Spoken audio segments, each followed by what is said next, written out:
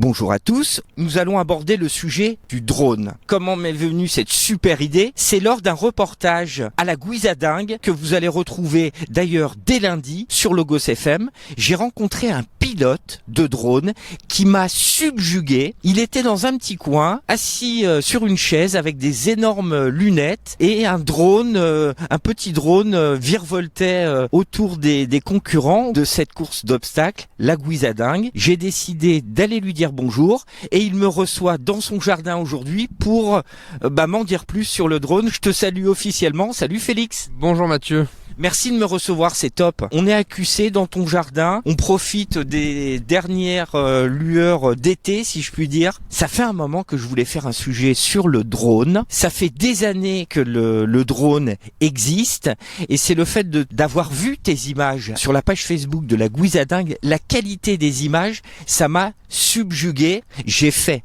quelques recherches avant de te rencontrer.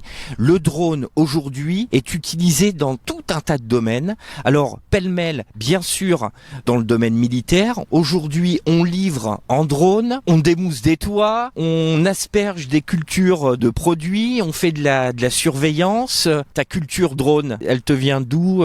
C'est apparu comment tout ça? Alors moi c'est un peu particulier, quand j'étais jeune j'ai acheté un tout petit drone sur Amazon à 30 € si je me souviens bien. Un tout petit drone avec une petite radiocommande, un petit drone d'intérieur on va dire, avec lequel s'amuser à passer entre les chaises. Quelques années après j'ai commencé à m'intéresser à la façon dont on pouvait piloter un drone en étant comme à l'intérieur du drone pour résoudre en fait une grosse problématique quand on pilote un drone à vue, c'est qu'on ne différencie plus très bien l'avant de l'arrière quand on est derrière le drone et un peu trop loin de nous, ce qui fait que j'ai commencé à me renseigner un petit peu sur internet et un jour je suis tombé sur le drone FPV. Quel âge as-tu Félix? Moi j'ai 28 ans, bientôt 29. Ah ouais, t'es tout jeune. Quand tu dis quand j'étais jeune, ton premier drone, tu l'as acquis à quel âge? Je devais avoir 19 ans, 20 ans. Il y a une petite dizaine d'années. Alors, tu acquiers ce drone, tu joues à la maison avec, et tu me disais, très vite, tu as envie d'en savoir plus et de savoir piloter. Ça a été quoi ton évolution jusqu'à aujourd'hui? Le fait de ne pas réussir à le piloter vraiment correctement et de garder toujours le nez à l'opposé de moi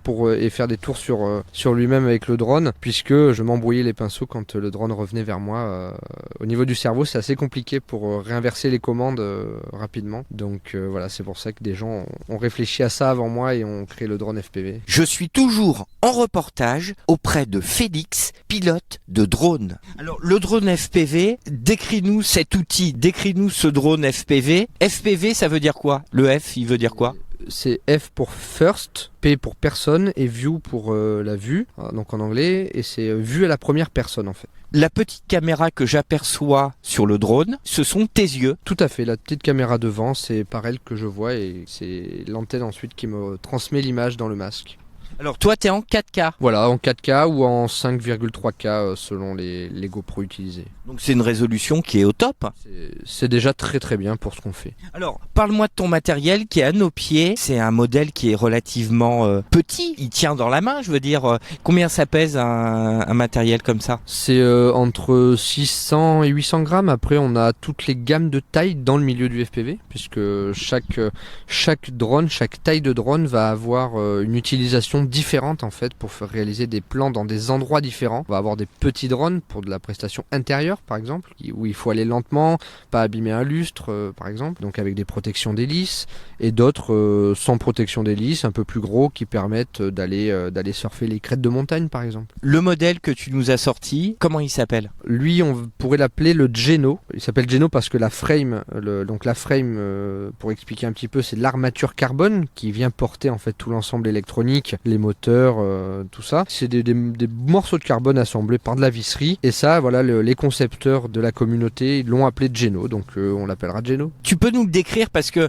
moi je vais le décrire de manière maladroite, un petit peu cavalière. Félix le prend dans ses mains, il est entre nous. Décris-moi un petit peu ton engin là. Eh bien, un drone, oui, effectivement, globalement, c'est 4 moteurs. Donc, un moteur positionné au bout de chacun des bras. Ensuite, c'est 2 plaques en carbone prises en sandwich entre des petits piliers métalliques qu'on appelle des entretoises. Et après, au centre se trouve donc le cerveau du drone avec l'électronique qui distribue l'électricité au moteur selon la demande avec la radiocommande. Quand on demande de tourner à gauche, tourner à droite, voilà, ça fait plus ou moins tourner les moteurs, ça répartit.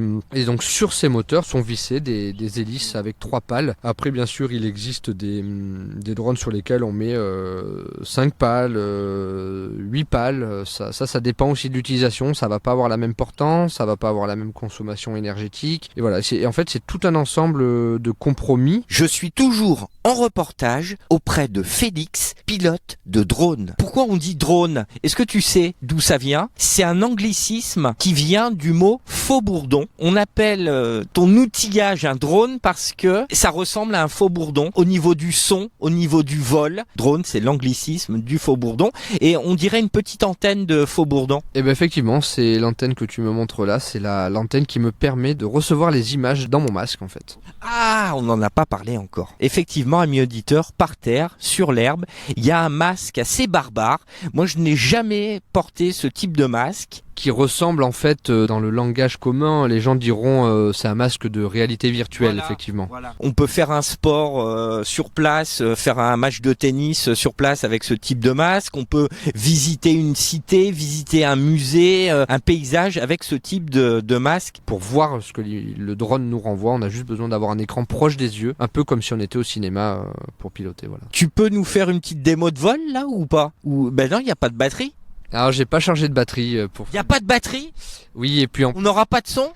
On n'aura pas de son. T'as rien de chargé? J'ai rien de chargé, ça prend un peu de temps et je vais t'expliquer aussi pourquoi j'en ai pas chargé, parce qu'on est en ville ici et qu'il y a des réglementations importantes et qu'on fait pas n'importe quoi, on vole pas en ville, voilà. Alors j'allais t'en parler parce que effectivement, dans mes brèves recherches, j'ai vu qu'il y avait tout un tas de réglementations sur l'utilisation du drone. Est-ce que tu peux nous en parler un petit peu? Il y a des réglementations alors militaires, mais celles qui te concernent, quelle est la réglementation générale de l'utilisation des drones? La réglementation drone aujourd'hui, vous avez des zones en fait que vous pouvez retrouver sur le site de Géoportail, donc c'est des cartes d'autorisation de vol en fait, vous avez des couleurs différentes. Si vous êtes dans une zone rouge, donc souvent c'est les zones soit proches d'aérodromes, d'aéroports ou de zones d'agglomération en fait, où il y a des maisons, ça c'est des zones rouges, donc ça vous n'avez pas le droit d'y voler. Après vous avez des zones orange, des zones donc c'est des zones où vous avez le droit de voler mais avec des hauteurs de vol réglementées, et vous avez après des zones vertes où vous avez le droit de voler jusqu'à 120 mètres d'altitude. Donc voilà, c'est 120 mètres non pas depuis l'endroit où vous décollez, mais c'est 120 mètres à partir de l'endroit sous le drone, en fait, la position du sol sous le drone.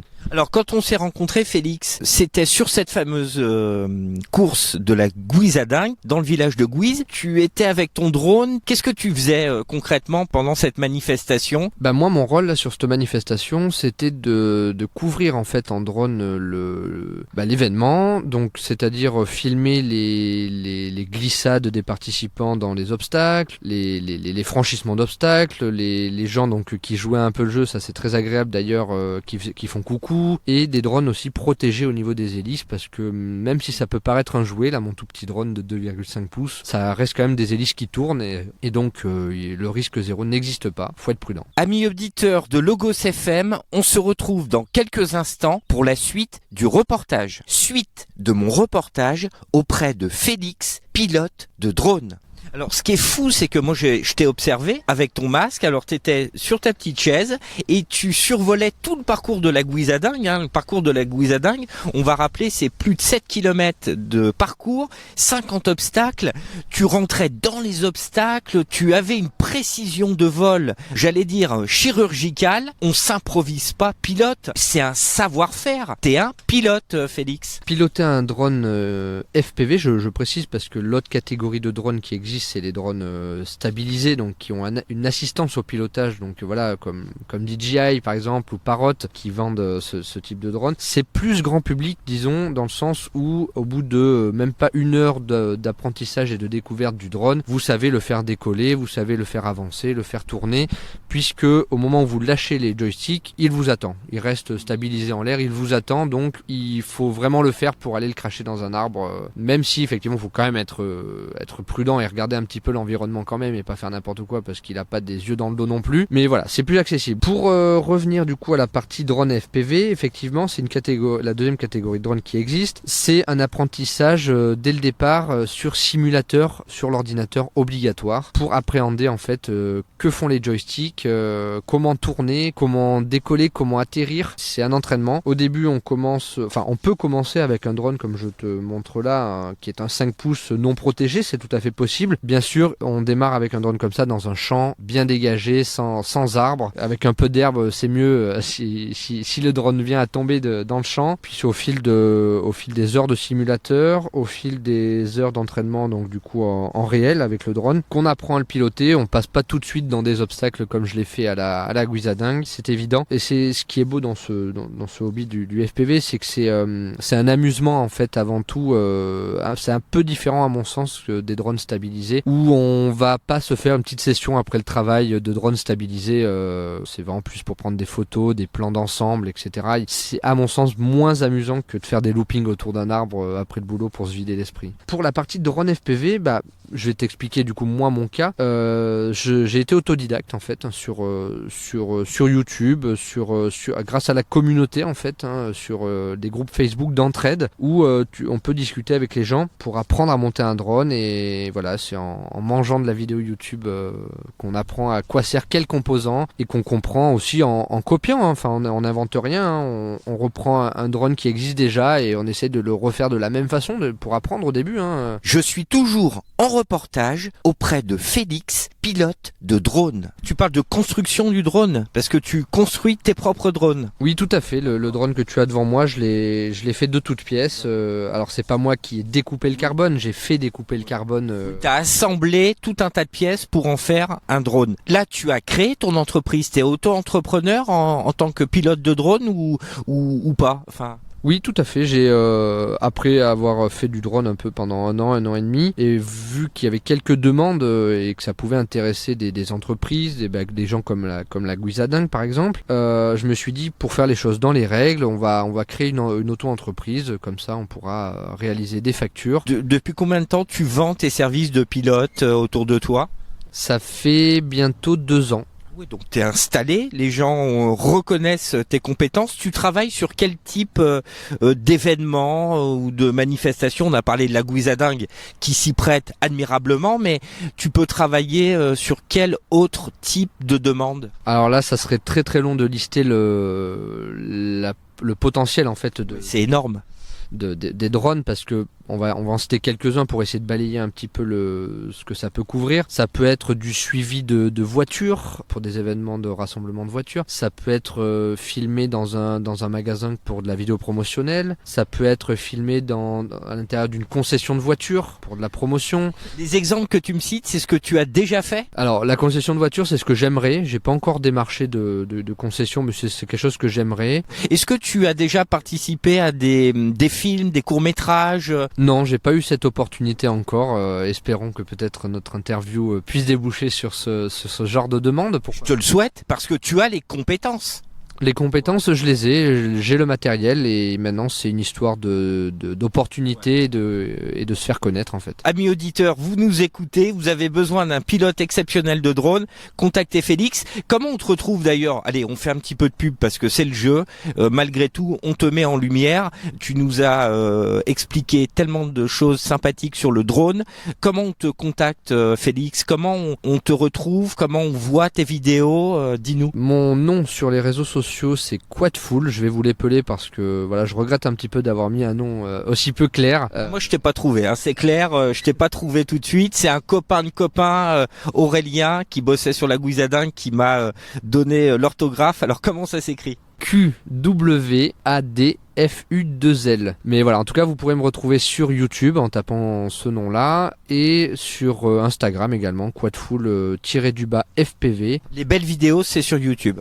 Voilà, les plus belles vidéos sont sur YouTube. Je suis toujours en reportage auprès de Félix, pilote de drone. Est-ce que tu as des sites à nous conseiller pour en savoir plus sur les drones, pour appréhender un balbutiement de pilotage pour les curieux qui nous écoutent, pour mettre un petit peu le pied à l'étrier et puis nous parler aussi un petit peu de cette communauté brièvement? Oui, tout à fait, tu fais bien d'en parler. Donc du coup, c'est là, je vais t'expliquer un peu mon parcours, comment moi j'ai découvert le drone, puisque la plupart des gens le découvrent comme ça, enfin le drone FPV. Il y a deux communautés qui sont bien distinctes, elles vont dans le même but et elles racontent plus ou moins toutes les deux la même chose. Il y a la communauté qui s'appelle Culture FPV, qu'on peut retrouver donc sur YouTube, et la communauté We Are FPV, donc en anglais WEARE FPV. Donc c'est avec ces gens-là que j'ai appris en suivant leurs tutos, que ce soit des tutos divers et variés, que ce soit sur la réglementation, que ce soit sur la construction du drone, que ce soit sur les problématiques de vol, que ce soit pour de la démonstration de drones qu'on peut acheter prémontés. Donc voilà, c'est des tests en fait qu'ils font et ils donnent leurs avis sincères sur les machines. Donc ça aide énormément les débutants à faire leur choix sur le matériel pour débuter. C'est top. Oui. On va pouvoir te mettre le masque sur les yeux et que tu donnes ton avis peut-être en direct. Ben oui, mais tu me dis qu'il n'y a pas de batterie, il n'y a pas de pile. Tu vas pas voir le vol en direct live du drone volé et le retour, mais tu vas pouvoir voir dans le masque les plans que j'ai enregistrés. Par exemple, tu as de la chance, hier je volais avec des copains où on se suivait en drone dans le Puy-de-Dôme, dans la campagne, faire du suivi de drone entre nous. Exercice pas facile, tu vas pouvoir assister à ça dans le masque, un peu comme si tu y étais en direct finalement. C'est merveilleux. Je sais pas si ça va être assez serré, tu me dis si t'es bien. Eh ben, je suis bien. Oh là là. Voilà, c'est super. Merci Félix. Je vais te démarrer la vidéo et puis tu vas pouvoir donner ton avis en direct live de ta première fois dans les airs. Est-ce que la vidéo est partie? Oui. Alors là, je suis un drone. C'est un copain à toi? Oui, tout à fait. On était plusieurs là. J'aperçois le Puy-de-Dôme. On s'est rassemblés hier après-midi à plusieurs. On avait un super beau temps et effectivement, on s'est amusé à faire un petit peu de chasing, comme on appelle ça. Exercice pas facile, à essayer de se suivre le plus près possible, tout en que celui qui est en tête de course garde une allure constante pour qu'on se suive. On a la chaîne des Puys en fond. Le temps est merveilleusement beau. Il n'y a pas un nuage. On est comme en parapente, Félix. Là, on est en parapente. Oui, ça peut être comparable à du parapente ou un oiseau, ce que tu veux en fait. Alors là, je suis assis dans ton jardin. C'est effectivement, tu vois, j'en perds mon souffle. C'est une première, c'est top. Ouais, on est en ULM, on est un aigle. Alors là, il y a les copains en bas, on fait coucou, les voitures. Là, tu te rapproches du sol. Voilà, on descend, j'aperçois vos voitures, 2, 4, doit y avoir 5, 6 voitures en bord de route. À mon avis, tu vas te poser. Oh là là, on frôle la cime des arbres. Voilà, c'est bon, c'est fini. Merci monsieur, merci Félix. Je te souhaite une très belle aventure professionnelle et plaisir dronesque. Merci du moment que tu m'as accordé. Et puis on se dit à bientôt Félix. Et puis je te souhaite des aventures à n'en plus finir avec ton drone. Et merci pour ce moment. Salut. Allez, je vais m'acheter un drone. Salut Félix, bye bye. Ciao. Voilà, c'est la fin de mon reportage auprès de Félix, pilote de drone, en espérant, amis auditeurs, que vous avez apprécié ce reportage autant que j'en ai eu à le réaliser. Je vous souhaite à tous un bon week-end, à bientôt, salut!